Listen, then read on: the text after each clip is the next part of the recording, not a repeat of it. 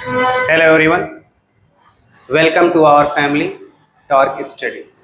I am Dibyanshu Patel and I am here to make your learning journey smooth and easy. तो अब हम आगे बात करते हैं इंग्लिश ग्रामर की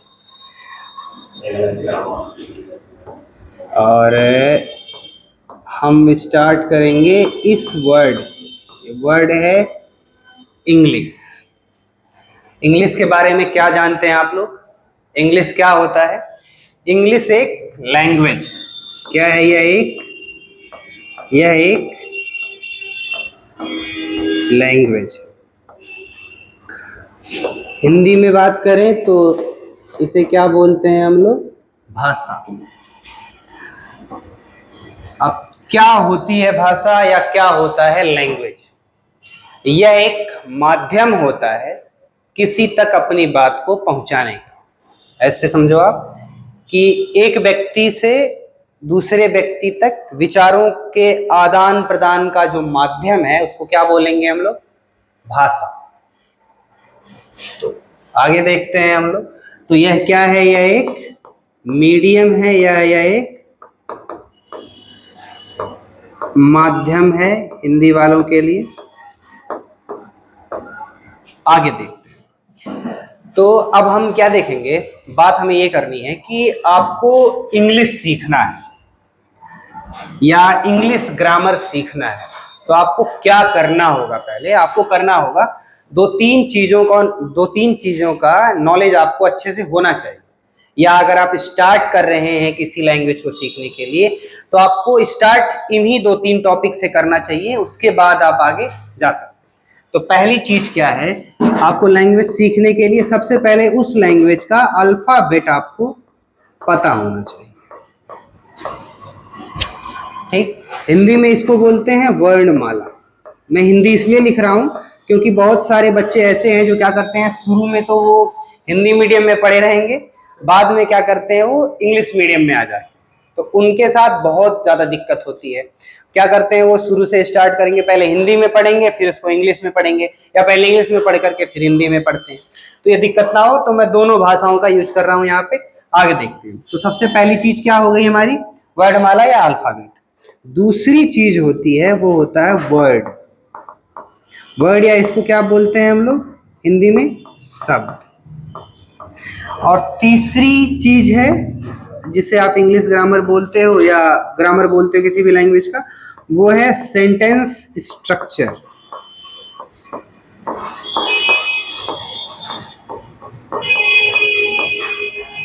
हिंदी में बोलेंगे वाक्य संरचना।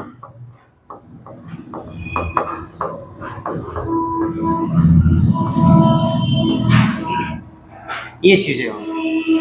तो अब देखिए क्या करना है हमें। सबसे पहले हमें किसके बारे में जानना है? अल्फाबेट या वर्णमाला के बारे में। देखिए क्या होता है। वर्णमाला क्या होती है?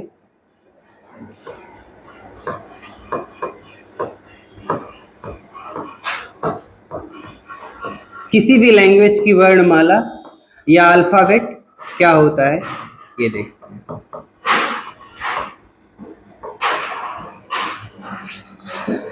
कोई भी लैंग्वेज जब डेवलप हुआ होगा या उसकी शुरुआत हुई होगी तो क्या हुआ होगा? कुछ लोगों ने तो उसको डेवलप किया होगा, कोई ना कोई तो रहा होगा जिसने इसको यूज किया होगा किसी भी पर्टिकुलर लैंग्वेज को।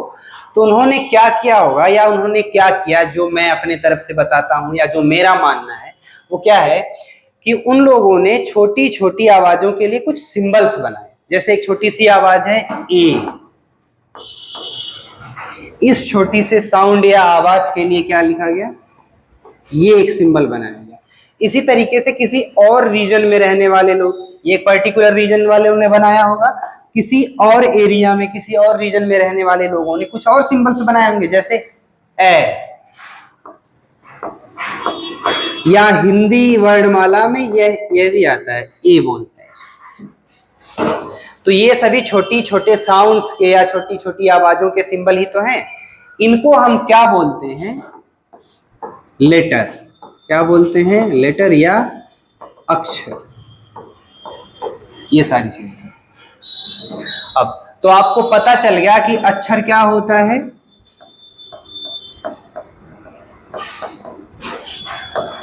सिंबल ऑफ वॉइस, या हिंदी में इसको क्या बोलेंगे, ध्वनि का संकेत।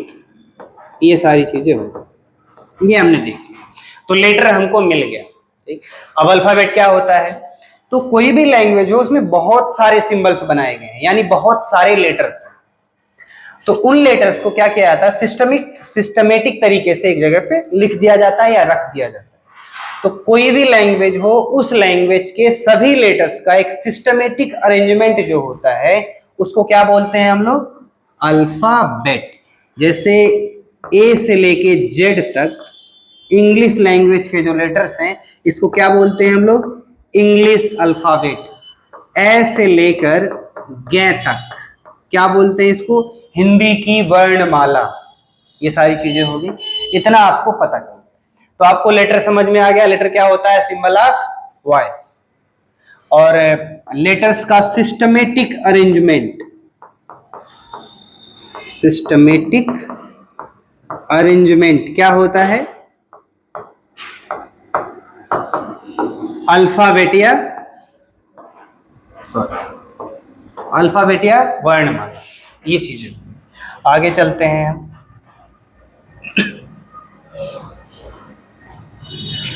दूसरी चीज हमको क्या जानना था, दूसरी चीज जानना था हमको वर्ड। अब जब लोगों ने क्या किया, लेटर बना लिया, यानी साउंड्स के लिए, कुछ स्पेशल साउंड्स के लिए उन्होंने सिंबल्स बना लिए। तो उन्होंने जब बोलना स्टार्ट किया होगा उन्होंने, तो सिर्फ यही तो करते नहीं रहे होंगे, ए बी सी डी यही तो करते नहीं रहे होंगे।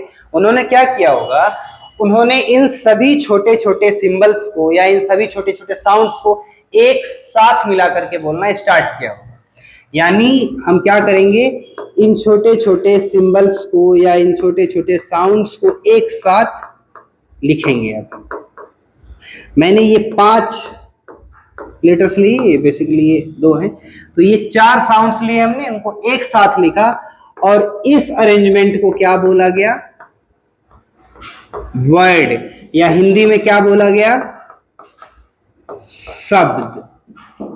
ठीक है, तो वर्ड या शब्द क्या होता है, ग्रुप ऑफ लेटर्स। 2 चीजें पता चल गई आपको, लेटर पता चल गया, सिंबल ऑफ वॉइस, वर्ड पता चल गया, ग्रुप ऑफ लेटर्स। तो अब आगे हम चलते हैं, आगे क्या होगा, आगे आएगा सेंटेंस का स्ट्रक्चर। तो सेंटेंस का स्ट्रक्चर देखने से पहले हम देखेंगे कि हमने लेटर्स का ग्रुप बनाया तो उससे वर्ड बना,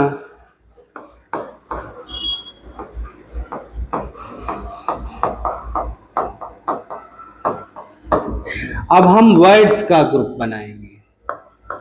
किसका ग्रुप बनाएंगे, वर्ड्स का। जब हम वर्ड्स का ग्रुप बनाएंगे तो इससे 3 चीजें मिलेंगी हमको। पहली चीज जो मिलेगी उसको हम बोलेंगे फ्रेज, अच्छे से याद रखिए ये नाम। दूसरी चीज जो हमको मिलेगी उसको हम बोलेंगे क्लॉज या क्लाज। तीसरी चीज जो हमको मिलेगी वो है फाइनली सेंटेंस। ये 3 चीजें हमको मिलेंगी। 3 चीजें मिल गई, लेटर्स के ग्रुप से वर्ड बना, वर्ड्स के ग्रुप से क्या 3 चीजें बनी, फ्रेज, क्लाज और सेंटेंस। अब हम आगे क्या करेंगे, हम एक एक करके देखेंगे, फ्रेज क्या होता है, क्लाज क्या होता है और फिर सेंटेंस क्या होता है। देखिए मैं यहाँ पे एक टेबल बना रहा हूँ, यहाँ ऐसे बना रहा हूँ मैं टेबल। पहली चीज हो गई, यहाँ पे मैं लिख रहा हूँ ग्रुप ऑफ वर्ड्स, यहाँ पे लिख रहा हूँ सब्जेक्ट। मैं ये मान के चल रहा हूँ कि ये जो 2 शब्द में लिख रहा हूँ सब्जेक्ट और प्रेडिकेट, ये आप लोगों को पता हो, नहीं पता है तो मैं आगे बताऊंगा, ये आप क्या करेंगे, इसको आप याद रख लेंगे बस ऐसे ही। और ये मैंने तीसरी चीज लिखी है, ये लिखा है मैंने सेंस, तो ये मैंने बना दिया। अब मैं यहां लिख रहा हूं फ्रेज, क्लाज और देन सेंटेंस। देखिए मैंने कहा कि जब ग्रुप वर्ड्स का ग्रुप बनेगा तो उससे तीन चीजें बनेंगी, फ्रेज, क्लाज और सेंटेंस। यानी फ्रेज जो होता है वो ग्रुप ऑफ वर्ड्स होता है, क्लाज जो होता है वो भी ग्रुप ऑफ वर्ड्स होता है, सेंटेंस भी ग्रुप ऑफ वर्ड्स होता है, तीनों ग्रुप ऑफ वर्ड्स है। डिफरेंस क्या है इसमें? आगे, फ्रेज में कोई सब्जेक्ट नहीं होता, कोई प्रेडिकेट नहीं होता, इसका सेंस जो होता है वो क्या होता है? इनकम्प्लीट रहता है। मतलब सेंस तो होता है लेकिन इनकम्प्लीट रहता है। मैं थोड़ी माफी चाहूंगा, मैंने पीछे आप लोगों को जब बताया वर्ड्स के बारे में तो मैं एक चीज आपको बताना भूल गया कि जो वर्ड होता है वो ग्रुप ऑफ लेटर्स तो होता है, यानी अक्षरों का समूह तो होता है, लेकिन ग्रुप ऑफ सॉरी ऐसा समूह या ऐसा ग्रुप होता है जिसका कुछ अर्थ निकलता हो, जिसका कोई मीनिंग। मीन्स वर्ड्स क्या होते हैं? वर्ड्स क्या होते हैं? ये होते हैं group of letters that means something.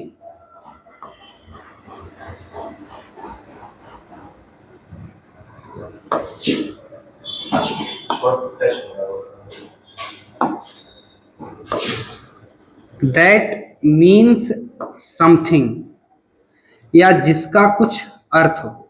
अक्षरों का ऐसा समूह जिसका कुछ अर्थ निकले उसको क्या बोलते हैं हम लोग? वर्ड। ठीक है, ये अब क्लियर हो गया। मैं आगे चलता हूं वापस इस पे। तो मैंने क्या कहा? ग्रुप ऑफ वर्ड्स होगा फ्रेज, इसमें कोई सब्जेक्ट नहीं, कोई प्रेडिकेट नहीं, सेंस उसका क्या होगा? इनकम्प्लीट होगा। क्लाज में क्या होता है? ग्रुप ऑफ वर्ड्स तो होगा, सब्जेक्ट भी होगा इसमें, प्रेडिकेट भी होगा, लेकिन सेंस क्या होगा? इनकम्प्लीट रहेगा। ठीक, मैं अभी आपको एग्जांपल आगे बताऊंगा। सेंटेंस क्या होता है? ग्रुप ऑफ वर्ड होगा, इसमें सब्जेक्ट भी होगा, इसमें प्रेडिकेट भी होगा, और जो सेंस होगा वो क्या होगा? कंप्लीट होगा। ये चीज, ये आप ऐसे याद रख सकते हो, सीधा सीधा ऐसे समझो। ये छोटे में ही सारी चीजें हो गई। अब मैं एक एक करके आपको आगे बताता हूं, या हम इस चीज को अगले क्लास में भी देख सकते हैं। ठीक, इन चीजों के बारे में प्रॉपर तरीके से कि फ्रेज क्या होता है, क्लाज क्या होता है और सेंटेंस क्या होता है, अगले क्लास में देख सकते हैं। ठीक है, थैंक यू।